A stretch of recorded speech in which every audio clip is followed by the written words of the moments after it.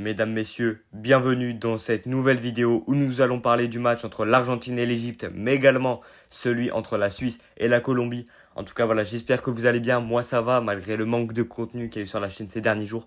J'ai pas forcément eu le temps et j'ai pas forcément eu l'inspiration de débriefer des matchs comme Paraguay-France, vous vous en doutez, ou d'autres huitièmes de finale qui étaient assez décevants, je trouve, de manière générale. J'aurais pu parler en l'occurrence de plus de 16e, mais c'est vrai que j'ai été pris par quelques événements qui ont fait que j'ai pas eu le temps de vous proposer du contenu.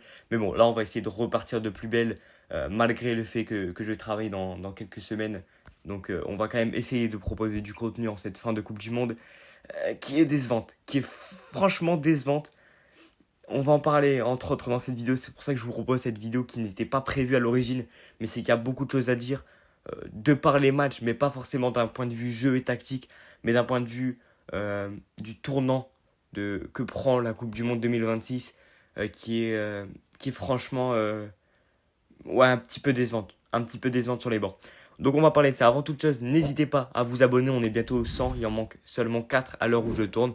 N'hésitez pas également à liker, à commenter, à partager, etc. Et nous sommes partis. Bon, nous allons d'abord commencer à parler du match entre l'Argentine et l'Égypte, qui était assez fou, franchement assez fou. Peut-être un des meilleurs matchs depuis le début du mondial. Pas d'un point de vue jeu, parce que l'Égypte était quand même en majorité bloc bas durant la rencontre, mais de par le retournement de situation qui était impressionnant. Franchement, pour moi ce match-là, il est la définition du football. Il se joue 90 minutes. Pour moi, c'est vraiment le match qui représente cette expression. Parce que ce que l'Égypte a proposé, c'est quand même assez historique. On parle d'une nation qui n'a pas forcément un effectif de fou, qui a des noms, des fois Mohamed Hani, Zico, c'est pas le Brésilien évidemment, Zizo.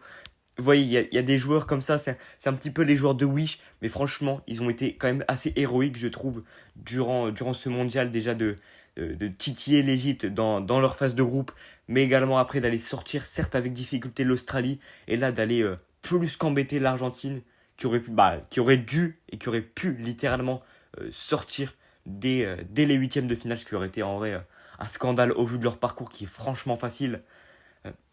Parce que Cap-Vert, ils ont eu énormément de mal, et l'Égypte également. Et là, après, ils jouent la Suisse. On va dire qu'ils n'ont toujours pas affronté de grosses équipes, pendant que la France vont affronter le Maroc. Voilà, pendant que l'Espagne a affronté le Portugal. C'est un petit peu pour vous situer du parcours assez facile de l'Argentine, et pourtant ils ont eu des difficultés. Donc est-ce que c'est si facile que ça? Bah, pas forcément. Et cette Égypte-là, pour moi, euh, elle restera dans ma mémoire comme l'équipe qui aurait pu le faire, mais qui déjà n'a pas eu de réussite, qui n'a pas eu de chance et qui n'a pas été aidé pardon, par l'arbitrage. Pour moi, c'est pas forcément le facteur qui fait que l'Argentine ait gagné. C'est le facteur, c'est Messi. Voilà, faut se le dire. Mais je pense que ça se joue aussi dans les têtes. À un moment où, je sais plus si c'est le deuxième ou le troisième but, qui est pas revu par la VAR alors qu'il y a une potentielle faute sur Salah, me semble-t-il, sur une offensive égyptienne, que la VAR ne contrôle même pas. On n'a pas la petite icône qui montre VAR, checking VAR en cours sur la télé. On n'avait pas ça à ce moment-là. Tandis que pour le but de l'Égypte qui a été refusé, on a bien eu cette icône-là du checking VAR. Et pour moi, c'est pas un scandale parce qu'il faut pas abuser. C'est pas parce que je suis français et que c'est vrai que j'ai un petit peu plus de difficultés avec l'Argentine que forcément je vais dire que c'est un vol ou quoi. Ça n'a rien à voir d'un vol. On va dire qu'il y a eu que une à deux erreurs majeures dans le match. C'est pas non plus. C'est pas Paraguay-France, vous avez compris. Mais quand même, c'est vrai que je pense que ça joue quand même d'un point de vue de. Ok, l'Égypte peut faire cet exploit, mais est privée par une décision arbitrale, sachant en plus du penalty qui a été donné à Messi, je pense qu'il y avait quand même faute et qui a été arrêté héroïquement par Chobir, le gardien du coup égyptien. Mais je pense que cette accumulation de détails qu'on a retrouvé à la Coupe du Monde 2022, pour moi, elle n'est pas anodine. Je ne dis pas qu'il y a de la corruption, je ne vais pas aller jusque-là. Mais quand on voit par exemple Trump et Gianni Infantino, de par les événements qu'il y a eu autour de Folarin Balogun, euh, ben, on ne sait jamais. On peut au moins se poser la question de, ok, est-ce que l'Argentine n'est pas à un moment donné un petit peu aidée, un petit coup de pouce quand même parce que bon, le tirage c'est comme ça, c'est du hasard. Mais en 2022, on a eu quand même des petits problèmes par rapport à l'arbitrage, hein. Je repense à ce match face aux Pays-Bas en quart de finale. Mais bon, là, avec cette confirmation de par les nombreux pénaltys offerts à l'Argentine, on parle de 8 pénaltys donnés sur les 11 dernières rencontres, me semble-t-il. Et là, ce match un petit peu litigieux face à l'Égypte, pour moi, on peut se poser la question, même si je ne le pense pas. Sincèrement, je ne le pense pas. Mais au rajout de 5 arbitres pour France-Maroc, 5 arbitres argentins, pardon, pour le match France-Maroc, on peut encore une fois appuyer notre réflexion sur une potentielle corruption de l'Argentine sur ce point-là. Voilà, je vous ai rien parlé là de foot, je vous ai parlé juste un petit peu d'environnement autour de ce match-là, mais je pense que c'était nécessaire et c'est pour ça que j'avais envie aussi de vous proposer cette vidéo.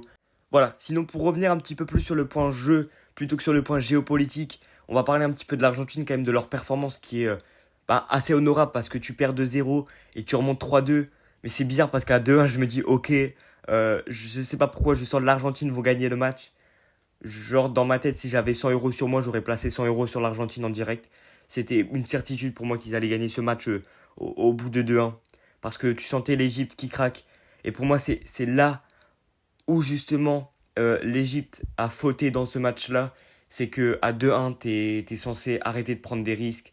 Parce que là, les buts qu'ils prennent, c'est vraiment des erreurs défensives, des erreurs de placement. Le tout dernier but argentin qui inscrit, je sais plus par quel joueur, Simeone, non, peut-être. J'ai un gros doute là-dessus, c'est vrai que je me suis pas renseigné sur les butages, j'étais tel- tellement moi dans ma tête que l'Égypte allait gagner, j'étais à fond, que du coup je ne sais plus qui a marqué. Mais bref, ce but-là pour moi il vient d'une erreur, c'est-à-dire que on a une transversale vers l'ailier argentin et l'Égyptien qui est au duel doit en vrai clairement sortir sur lui, quitte à faire faute. Parce que là derrière, t'as un contre un avec l'attaquant argentin et le défenseur égyptien. Et le défenseur, il était cramé. Il a même pas su anticiper le centre. Euh, Franchement, je me suis dit, ok, il fait exprès, c'est pas possible. Est-ce quoi, il a mis un billet sur l'Argentine? Non, parce que c'est quand même assez problématique. Déjà de se prendre un contre comme ça à la toute fin alors que ça fait 2-2. Bah, t'es quand même censé aller jusqu'en prolongue. T'es quand même censé surcharger l'axe parce que tu sais que l'Argentine va avoir une dernière action, va avoir un dernier contre. Bah, ça n'a pas manqué parce que le dernier contre, bah, évidemment, il était décisif celui-là parce que bah, ça a permis à l'Argentine de gagner. Et tu peux pas laisser une action comme ça à l'Albi Céleste. Franchement, c'est pas possible.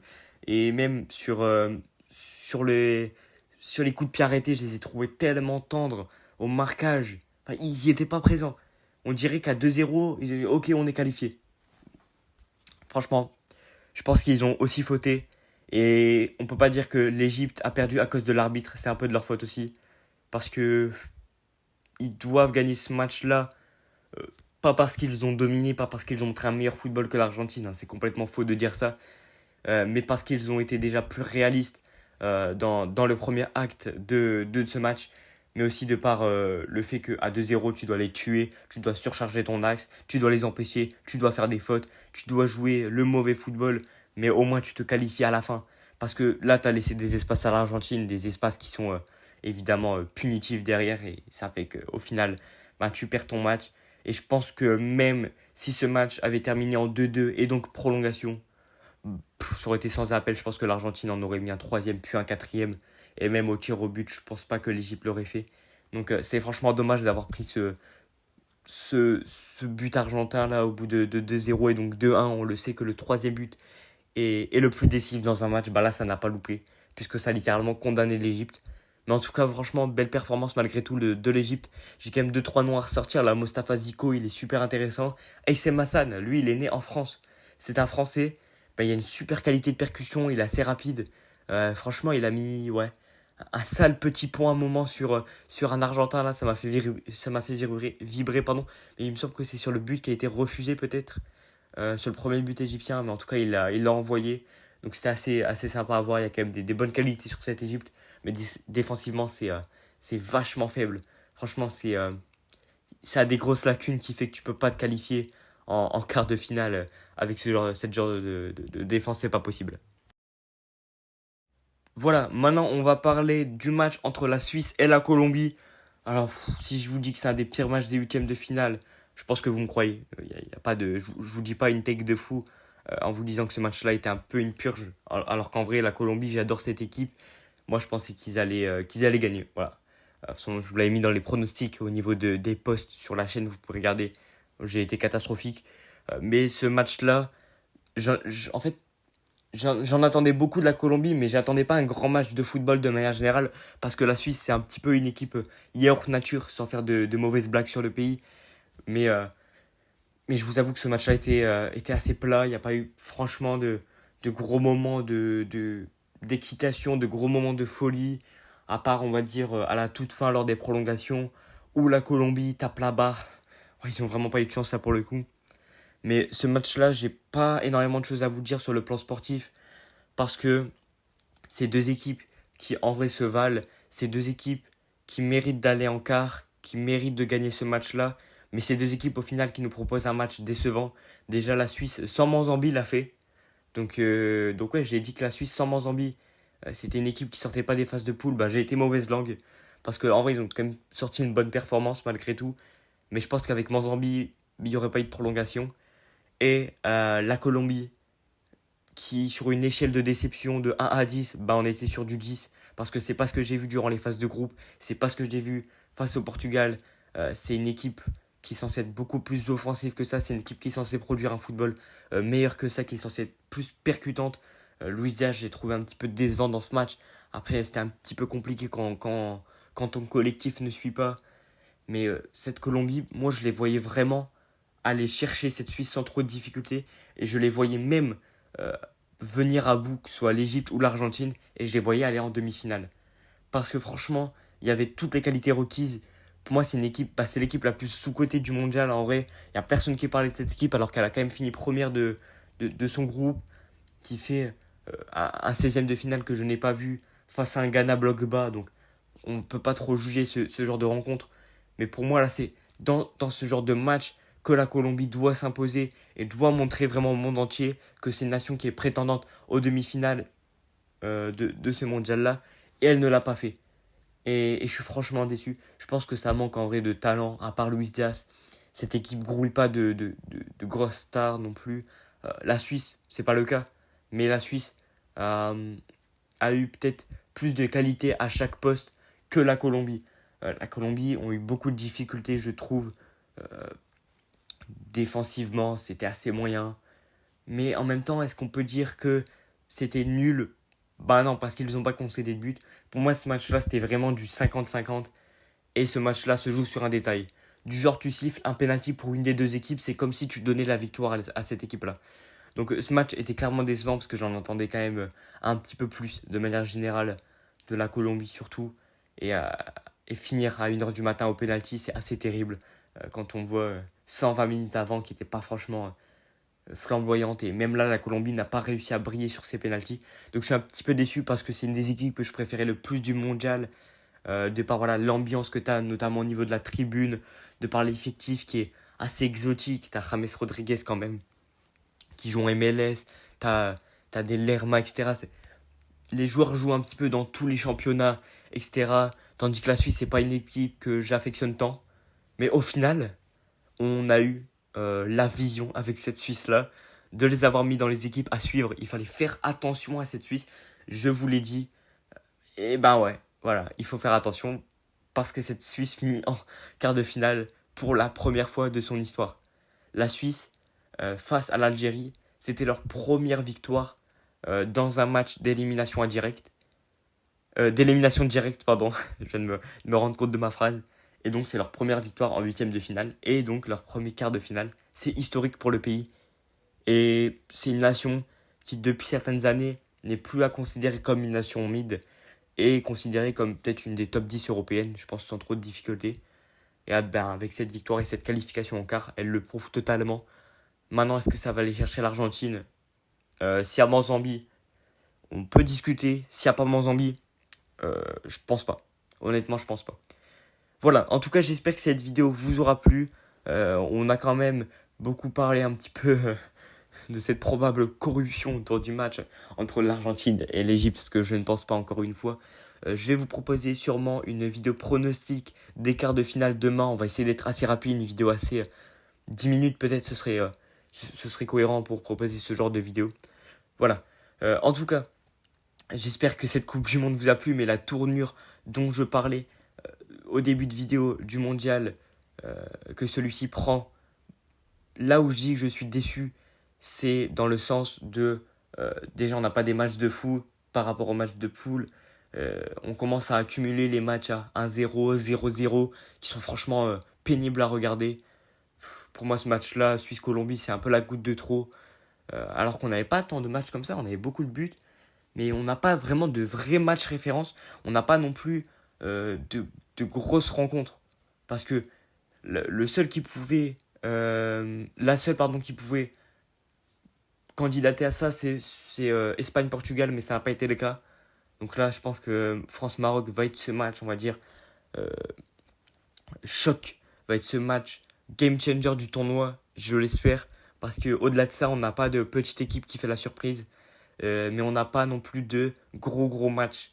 On est sur un mondial un petit peu en demi-teinte, un petit peu historique de par les différentes performances qui s'y passent, mais tellement basique en vrai. C'est pas un mondial qui a une saveur de plus que celui en 2022. On fera une conclusion à ce mondial évidemment. Je vous ai déjà préparé une petite vidéo également de l'impact que ça a eu les 48 équipes. Et j'ai une autre vidéo qui va vous parler un petit peu aussi du potentiel mondial à 64 équipes. Voilà, pour parler un petit peu plus d'organisation autour du mondial. Bon voilà, j'ai encore une fois dérivé complètement du sujet qui était juste un débrief de 2 matchs. Mais voilà, c'était un petit peu ce que j'avais à dire de manière générale aussi. Ça complète un petit peu un certain bilan de par les 16e de finale et les 8e de finale. Ce débrief des 2 matchs qui résume un petit peu. T'as un match qui est assez exceptionnel, assez intense et un autre qui est assez calamiteux. Bah, ça définit bien du coup ces phases finales pour le moment. Et j'espère que ces quarts de finale vont vraiment relever le niveau. Parce que quand on voit cette masterclass qui étaient les phases de groupe et ces éliminations directes qui sont pas flamboyantes, je me dis ok, ce mondial va finir par être mid au final, alors que c'est pas censé être le cas. Voilà, en tout cas j'espère que cette vidéo vous a plu, n'hésitez pas une nouvelle fois de vous abonner, on va arriver au 100 je l'espère, c'est super cool, ça fait super plaisir si c'est le cas. N'hésitez pas à commenter, etc., vos avis un petit peu sur l'Argentine, sur ce que vous pensez de cette corruption, entre guillemets, et de la suite de ce mondial en perspective également. Voilà, merci d'avoir suivi cette longue vidéo une nouvelle fois. Comme je l'ai dit, on a encore dérapé un petit peu du sujet principal et on revient à environ 18 minutes de tournage. Bon, voilà, je ne vais pas proposer encore d'arguments supplémentaires. Merci d'avoir suivi, c'était KOL7. Passez une bonne journée. Ciao.